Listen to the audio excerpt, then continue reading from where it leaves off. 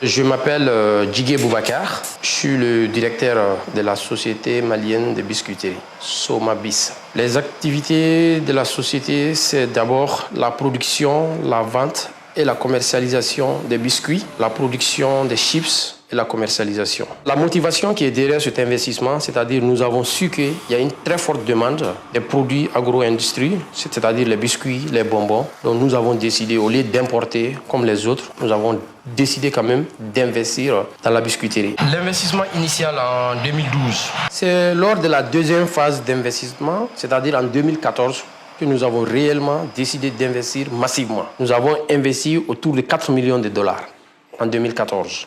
En même temps, nous nous sommes fixés un objectif de recruter au minimum 40% de femmes qui va représenter notre personnel. Donc nous formons nos employés sur les techniques nouvelles d'industrie. Nous servons le marché local, mais en plus aussi, nous exportons nos produits aussi vers la sous-région, tels que le Burkina Faso, le Niger. Cette exportation représente 30% de nos productions. Déjà, nous sommes en phase d'acquisition d'une nouvelle parcelle sur la nouvelle zone industrielle au niveau de Sanankoroba.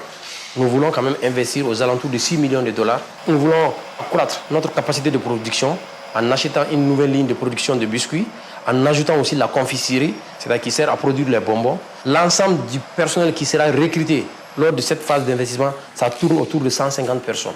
L'API nous a beaucoup aidé en termes d'assistance. Déjà, ils nous permettent de nous mettre en contact avec d'autres institutions de l'État, c'est-à-dire d'autres structures qui sont chargées aussi d'aider les entrepreneurs, sinon les industries. Lorsque vous investissez, l'État du Mali vous accorde des exonérations lorsque vous importez les nouvelles machines et les matières premières. Donc c'est à travers l'API que nous avons eu ces agréments-là. En même temps, l'API aussi nous a aidé à trouver notre agrément CEDEAO, c'est-à-dire cet agrément nous permet d'exporter nos produits vers les pays limitrophes du Mali. À chaque fois que le Mali organise des foires ou bien des salons, ou bien à chaque fois que les partenaires techniques viennent dans le cadre de l'industrialisation de nos pays, l'API nous tient informés de leurs visites et les différentes opportunités à saisir.